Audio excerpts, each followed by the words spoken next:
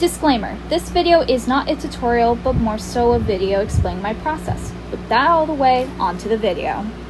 So this is a video idea I've had in my brain for a very long time, but never been bothered to actually make it until now. This video is about my process on how I render my illustrations. Also, if you are new here and you don't know who I am, hi, I'm Avery. I'm a digital artist aspiring to become a game developer, and welcome to my channel. But if you're a returning viewer, then welcome back. Let's not waste any more time. On to the video.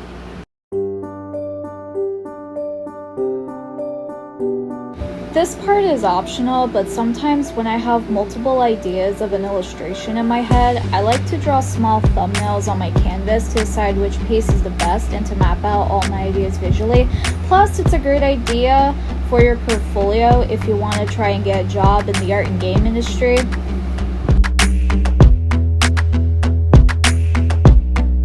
Once I've chosen a thumbnail to work with, I move on to the background.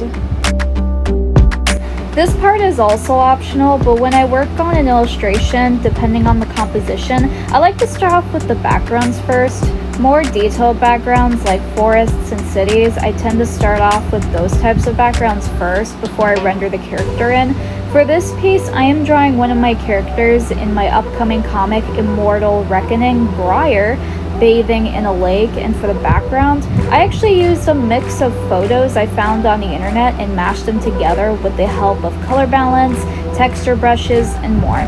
This technique is called photo bashing, and it is extremely helpful when it comes to backgrounds.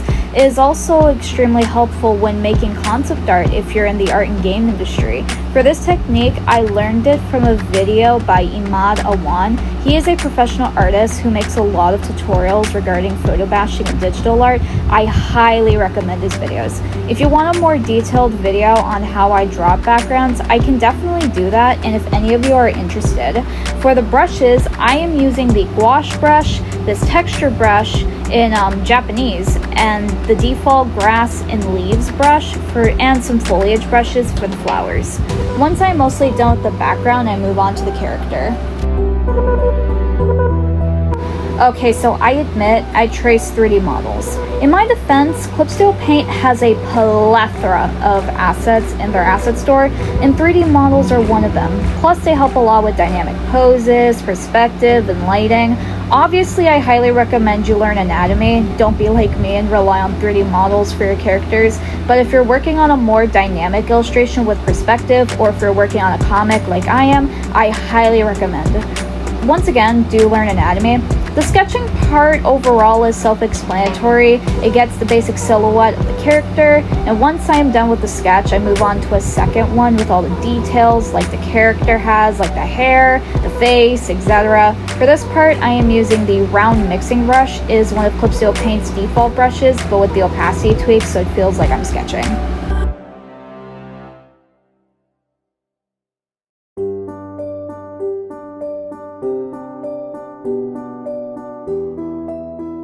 Once I am done with the sketching, I move on to the line art.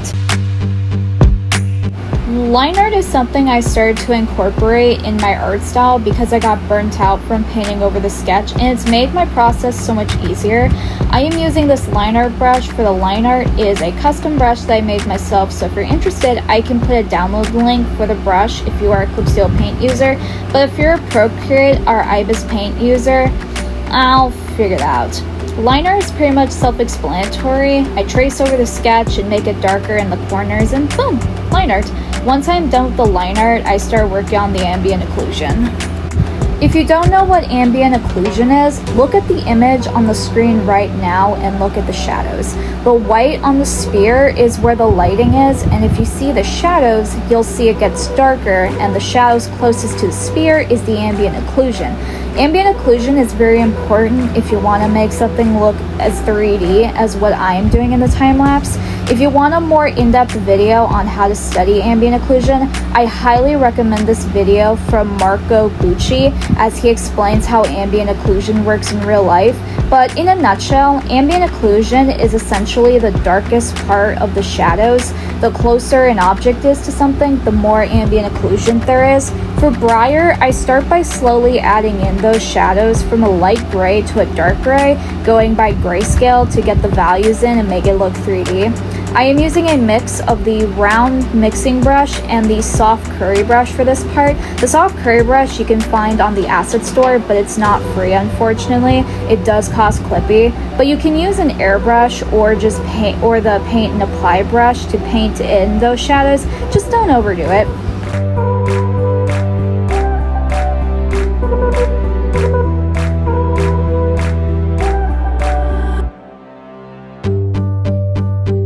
For the second shadows, I use the curry brush to paint over the dark shadows.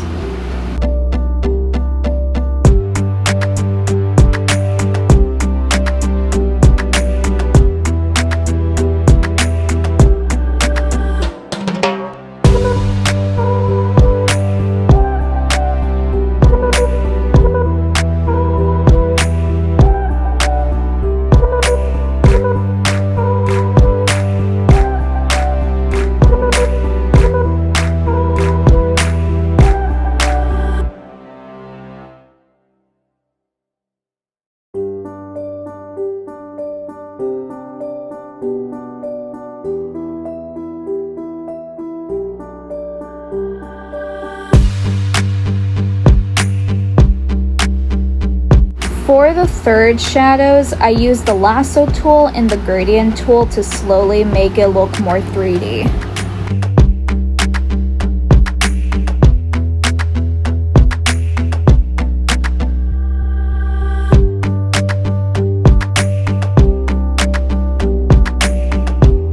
For the ambient occlusion, I use a hard brush and the blur tool to put in the ambient occlusion.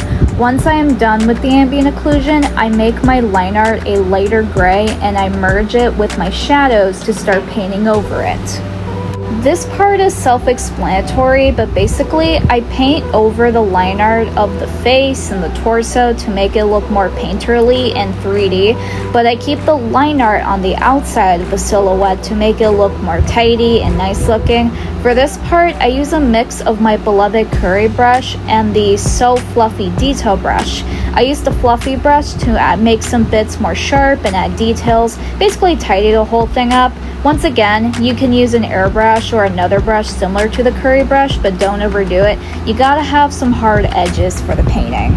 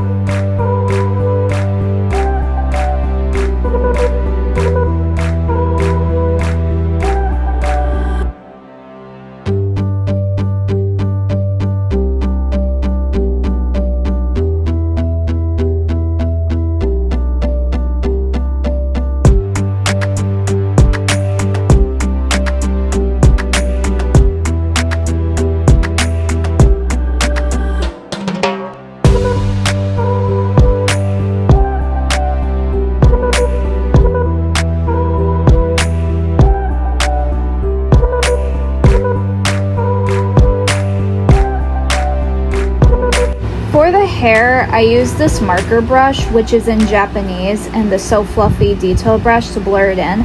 If you want a more in-depth video on how I render hair, I can definitely do that.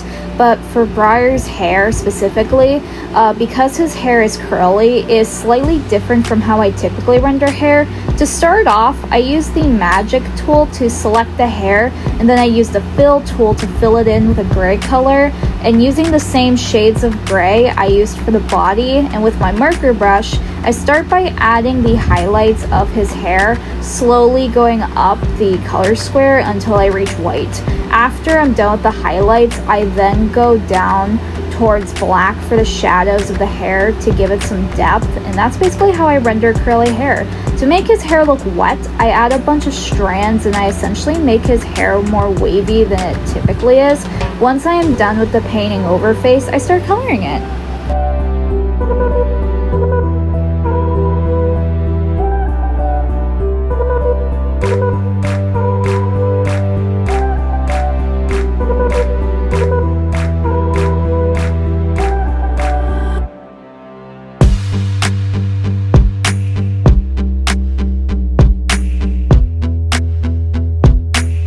For the colors, I put the coloring layer on a clipping mask and I use multiply and the lasso tool to add in the colors. I also select the different colors and invert selection to avoid going over a different part. This method is called glazing, and what it is basically you start from grayscale and then you finish in color. A lot of professional artists use this method and it helps immensely with getting the values right. It was also my favorite method to do because I don't like rendering in color. I don't like color theory. If you want a more in-depth video on how you can render in grayscale, I highly recommend this video from Mark Burnett. It is the same video I learned my way of doing grayscale to color. Once I get the colors in, it is time to add the finer details and adjustment layers. Oh, and before I get for the grayscale layer, I changed the colors of it with color balance to make it not look muddy.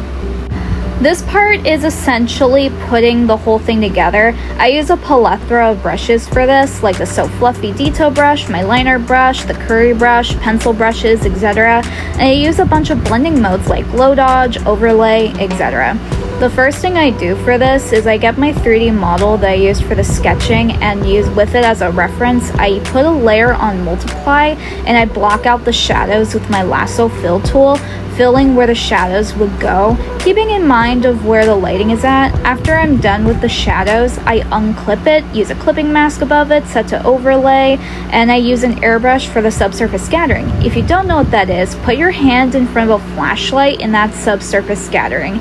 It adds some pop and realism to my paintings. After I get the shadows, I hide it to do the final touches of the painting, like rendering the lips, add the eyelashes, some more highlights to the hair, skin texture, water droplets, and I also use up the water in this stage, like adding the ripples and some more details to it.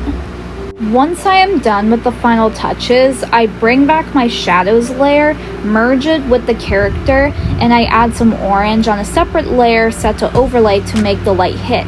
I then merge brow with the background and add some little more light and lens flares. Then I add adjustment layers like color balance, gradient map set to overlay, and then I use the sharpen filter and chromatic filters, and boom! That's how I render my paintings. If you learned something from this video, then congrats! I hope it was helpful. Thank you guys for watching, and I'll see y'all in the next video. Bye!